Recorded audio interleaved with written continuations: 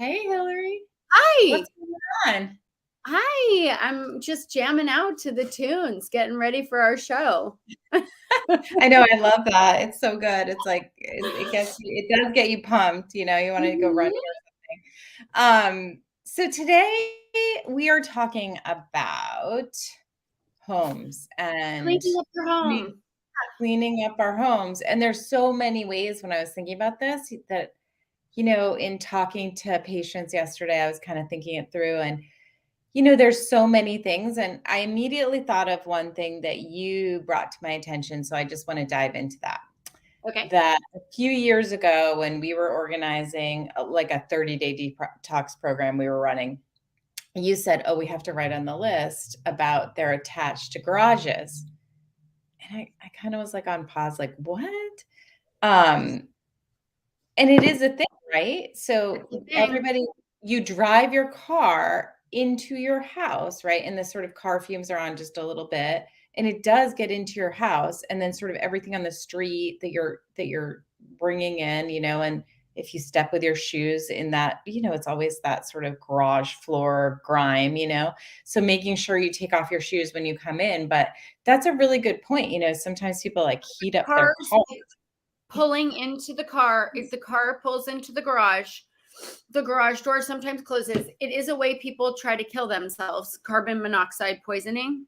Yeah, that's true. So when you are just getting small amounts of that in your home, like in your garage, the thing about houses that people have to know, and hi, we're Hillary and Kara from Cultivate Fertility, and we really care about people, and we really care about trying to keep their bodies as healthy as possible for fertility and also for aging, and so that you age your very best. And so what are just where Kara and I are trying to go through some of the really simple tweaks to making your home healthier. And one of the things I think it's just foundational is that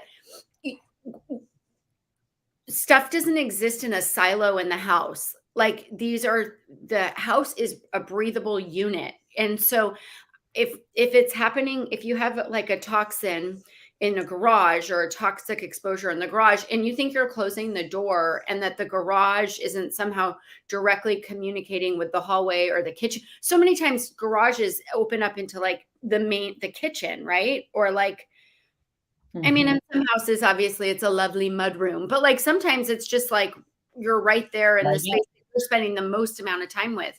Mhm. And we are amazed when we do environmental toxin testing on our patients, which we think is a really important exercise for people right now to just figure out what are you exposed to so that we can kind of help speed up your detox processes around what you're exposed to. And we cannot believe the amount of hydrocarbon and basically petrol, it's not like such a British way of saying it, the petrol off gassing, but the gasoline products that is in everybody's body. It's like They pervasive. are. They are. Yeah. Do you ever pay extra to get the gas pumped for you? It doesn't, I feel like in California, it's lost. Okay, I don't really see it very much either, but Full service growing. gas stations, I feel like Yes. it's not a thing anymore. It used to be Okay. such a thing.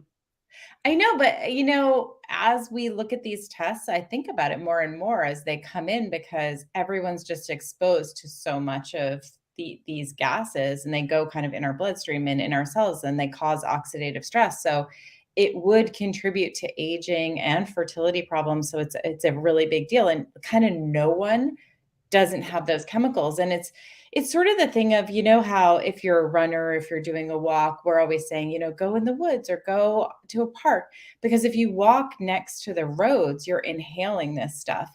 And I know, as an herbalist training a long time ago, we were told, do not harvest within a certain amount of a road. Do not, just don't even think about it. Even if it's a plant you really want, do not harvest. If there are beautiful raspberries growing on the side of the road, don't eat those because they're Right. absorbing those chemicals. Like herbalists knew that a long time It ago. always Eat trips it me out alive.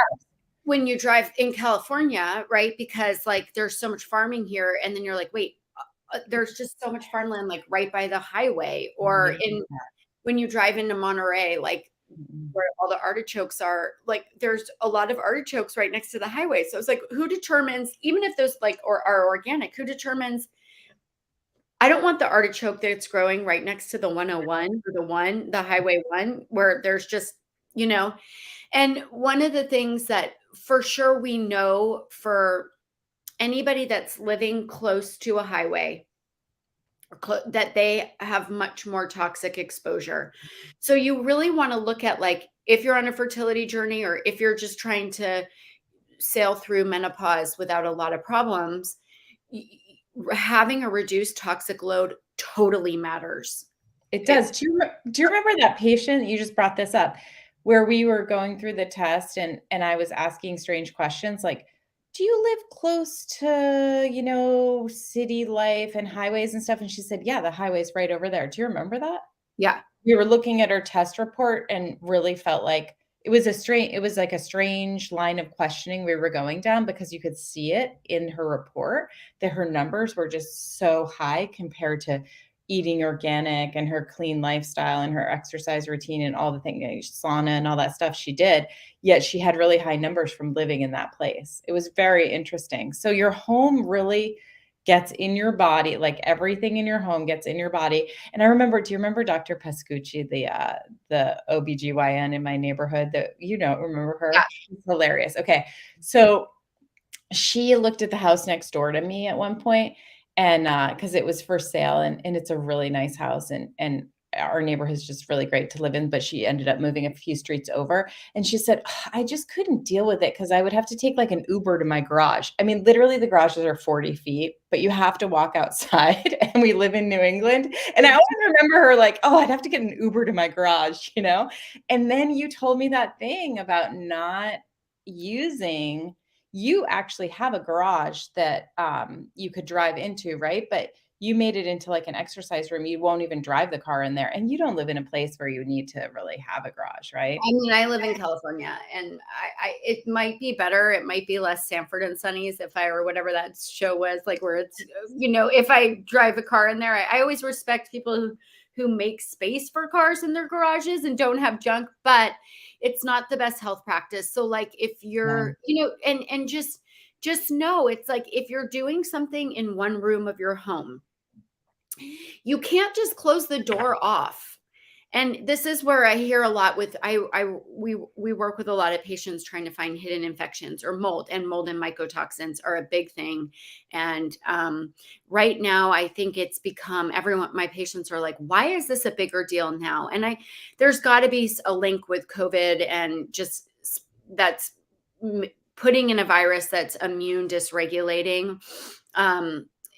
That has made some of this mold worse, or that we all moved into our internal environment so much more Mhm. and we lost that multi-environment system where you're just outside of the home. We spent so much more time in the home. So if you have an issue in your home, but I have patients that'll be like, "Well, I have a leak in my bathroom, or it's that it smells in the bathroom, but I just close the door and I move along." And it's like, no, it doesn't work like that. Like, Mhm. it's a breathing system, and so we want to make sure that your home and is as kind of clean as possible. And Kara has always been a big proponent of having really good air filtration. Mhm. I don't have allergies, or I didn't grow up having allergies, or my kids don't have allergies, so I was a little slower to the air filter situation. But man, oh man, when you are running a really good air filter in a home and you walk into that home, it Mhm. feels so much cleaner. Or Definitely. another thing, I'm like, we've had so much water in California. So people who have water issues or mold related issues or standing water or what, get dehumidifiers. Like, dehumidifiers do so much to draw water out. And that's just another environmental toxin or irritant. If you have too much moisture, too much water, where the humidity, it's just like hormone balance. It kind of needs to be just right, Mhm. right? Um, so if you have a room that smells bad, you need to deal with it Yeah. because it's not just that it smells bad, it's that it's usually creating a histamine cascade in your body. Your body is looking at it like red alert. And that's the thing Mhm. about some of these environmental toxicants. You can't see or smell or taste them. The mold and water damage you can often smell, but just know that it's like if it smells bad, you need to deal with it. Right, right, right. You don't just like put cologne on and that's it, right? You know, it's kind of oh, I could go on a huge tangent about this, but the epidemic of toxic air quality in our culture is unbelievable. Every medical building you go in or your office buildings, look around.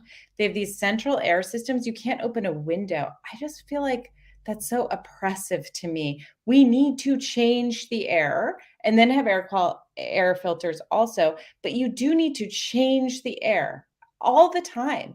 And these buildings with the regulations where you can't open a window, it's so disgusting to me. Whenever I go to Europe, it's always striking, the hotel, they'll open the windows, the cleaning service will come in, open the windows, and it'll be really cold out, but they're just changing the air. They don't care about that, like heat's leaving or whatever. They change the air every day, and that's so important for us. And so Do you I'll remember how toxic that hotel was? We just our last conference where we literally oh, do I ever? studying medicine and about longevity and fertility and life preservation. And you walk into the hotel room and we watched the cleaning service do it. Their big finish was like the massive aerosol Lysol spray. Mhm. And At we the know those. door. So the cleaning la Hillary and I are walking down the hall. We stay together when we're at conferences because 'cause we're having fun and staying up late. And the big she's at the door. She has her cart out because she doesn't wanna breathe it in, and she's standing at the door, like, spraying, spraying, spraying, and then, like, bolting so that when you walk in that room, it just smells like that, and you couldn't open the windows, and it smelled so bad there. So That was so and we disgusting. were like, we'll skip the clean. We just, We did. when you go to a hotel, you can skip the cleaning. But Mhm. what I learned after that, the next hotel I booked us was an allergy-free room. And the allergy-free rooms in the hotels, they Yeah. don't use the same cleaning products. They had an air filter. Like it was genius. I was like, oh, that's what we need. Like Was it a box you checked when you booked? I mean, is the this a thing? allergy-free room. Everybody should just call I and get the called and allergy-free I room. said, "We need an allergy or not Mhm. allergy free, like a yeah, an allergen free." And I guess it's like different sheets and different it's for the cute sensitive people and I'm It like, "I was want to be totally on that different. list." Right, right, right. And so in your home, some of the main places, obviously the biggest pitfalls are okay, we talked about the car. And Mhm, many of you will hear this and go, "Wait, I mean, I live in where a place where I need to have a car in the garage." Okay, then just don't turn your car on without the garage door open. mhm. And don't close the garage door and sit with your car on unconsciously looking at your phone. Like that's how people kill themselves. Like so even if you're doing a small amount, they die because of But a we see it in their blood tests, urine tests when we test it. I mean, we're not like theoretically this happens. The problem is we actually see it in people's bodies and we have to trace it back. Like, how is this happening? and so and then probably another massively source of toxins that Kara touched on is the shoes. And Mhm, I still work on it on my house, but if you're running around lawns that have been sprayed with pesticides, or you're walking on streets where there's runoff of mhm. people who are spraying their gardens, um, you are literally tracking it with your shoes. I lived in Japan for a little while, and obviously in Japan, it's such a it's critical for their life. They leave their outside world Mhm, at the door and they walk into their inner sanctuary. And the cutest thing is like they have little booties for dogs. They have like a whole station for dogs at some mhm. apartment complexes that you have to totally rinse the dog's feet before they walk into a living space. Like they take it next level. And and that's obviously a spiritual practice, I think, is the basis of that ritual, but it is such a good practice for modern day society and how we're being slightly poisoned everywhere we go. No, it's true, Um, and I also wanna call attention to we're talking about these things and you might be thinking, "Oh, that doesn't really affect me," or "It can't have a huge impact," but I have looked at the research on the pesticides and herbicides and things we put on grass, and we put just, city sidewalk kind of stuff, and what comes in the houses and what babies get on them and put in their mouths if they're crawling around, these chemicals from our lawns, from our landscaping, all come in the house. They all come in the house on our stuff. And so taking off your shoes is a really good strategy, but it's also just like in the dust. So making sure that outside you do have landscaping and not just like dirt piles and dust, because that dust, when you open your door, all flies in and it does carry these chemicals into your home. And it's a real thing. The other thing I think people underdo, and they make you happier, plants. So I feel like you should You got have. me this one. Kara got me this one. Oh, I'm kind of like a plant. I try so hard. oh, come on. That plant looks good. I definitely went for This it. plant needs so little, and it just hears me with you all day. So I think it's happy because it's Oh, being because I spoken love it. to. When I bought the plant, the lady was like on FaceTime with me and all this stuff. And you can buy plants that require nothing. I think you were overwatering it once, right? And I was like, no, this thing needs nothing. You just ask the person, give them your light requirements at the nursery, say, I need something that like you can't kill, like a spider plant. It's very hard to kill a spider plant. There's And so one of many. the best detoxifiers. Spider Yes, plants are one of the best detoxifiers. So yes. these plants are working magic. You don't even know it. The You green don't makes need a fancy orchid. You just need some plants that you say what needs low maintenance and, just get it going. It can be just so life-changing to have green stuff all around all the time. And the thing of like watering the plants, you go around and water the plants and you kind of talk to them and kind of dust them off and stuff like that. It's so soothing for your nervous system. I really like it. I would live in a greenhouse if given the opportunity to have just like one of those glass places where all the plants are all in there with you and it's all moist and nice. I would love that. It'd be amazing. Oh my God, that's so cute. And I would Yeah. be treating you for like some histamine issues. But anyway, no, the green, it does a couple things like energetically, Mhm. helps heal your eyes and just soothes your nervous system by taking green in. It's Yeah. this like whole nature, this concept of nature healing. And so when you have it in your home and your eye looks at a living plant in your home, it soothes your nervous system. It opens up your heart chakra. Like it has more than just the scientific benefit of like, oh, it's purifying the air, but it is purifying the air. And Mhm. so, and putting out oxygen, they work for us. So if you Mhm. don't have any plants this weekend, would be a great time to go and get some really nice plants. The other thing that you taught me a lot about the home is we know so much about plastics and heating up plastics and doing things in plastics that plastics pretty Mhm. much equal bad. And for a lot of us that have been in this work for a long time, we still make mistakes like I have plastic wrap in my house and I want to just throw it away because I'm like there's never a use for plastic Mhm. wrap. And me just having it in the house means that my kids it's just one of those convenience things where people are like, "Oh," and it's like, no, we should just really get rid of anything like that in the house and just be moving to glass containers. And Kara's always talked about if you have plastic cooking utensils or if there's a little bit of plastic and you put it in the dishwasher and Mhm. you're basically heating up that plastic, it's running through the dish cycle and kind of Mhm. getting on your other dishes, Mhm. exposing them. So it's like Right. that was such a like, oh, I know I do that. Like I know I've got this one plastic spatula that I use for eggs or whatever it is, you know? Yeah, and there's like one part of something on the handle or something, and then I do think all of those chemicals, it's so hot. When my dishwasher is done, I can't touch the dishes. I have to let it sit open for a second. It's so hot. So that kind of heat with any plastic, it's coating your stuff, right? And I think that's a big reason why, and again, doing these tests we do shows us why people can't lose weight. The endocrine Me too. disrupting chemicals of these plastic things that kind of get in our lives slowly.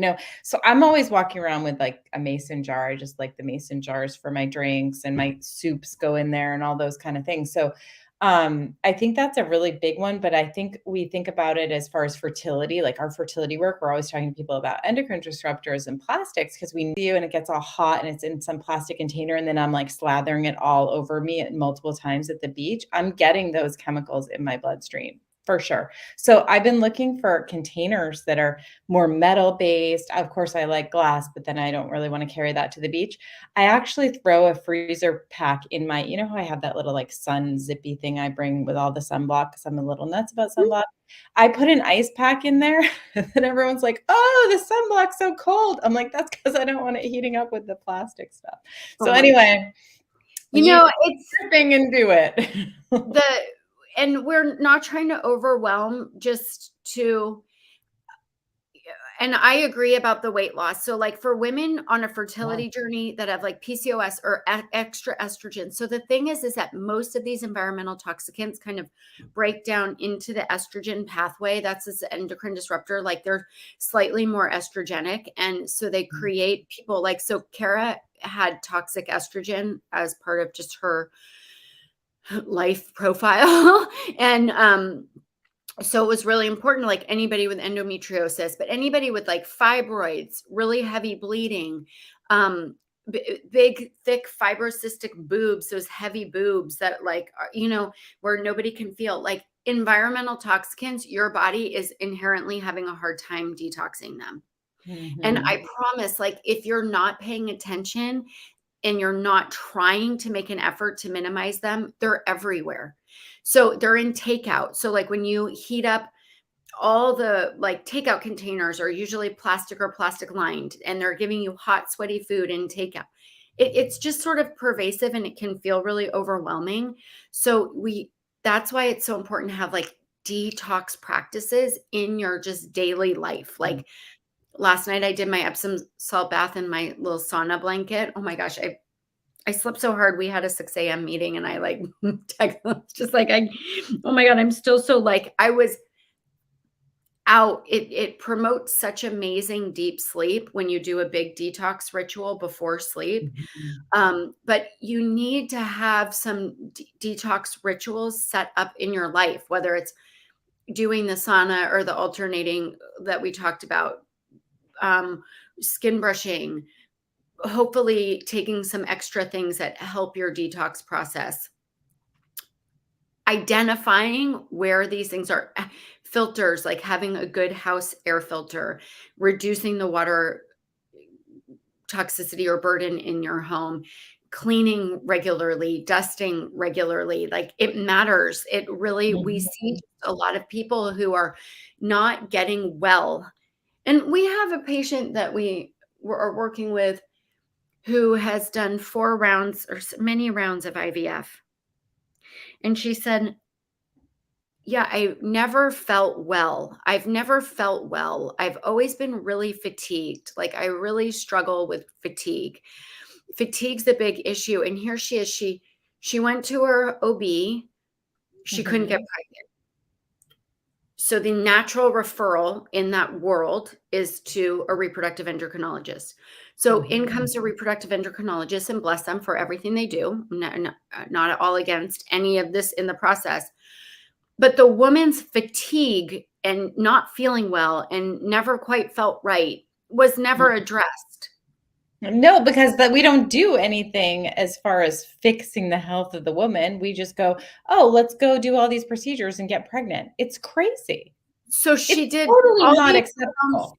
of IVF Yeah, and but didn't feel well. And so and they still didn't doesn't have a work. baby. Yeah. They didn't work. And so it's like, okay, why? Oh, well, look. Oh, wait, look. Let's look a little deeper. She's not absorbing any minerals. Her zinc was low. Her vitamin D was wildly low. Her ferritin was, everything was low, low, low, low, low. Okay, so she's I having still don't know who you're talking about, by the way. I'm like, "Give me a huge, clue."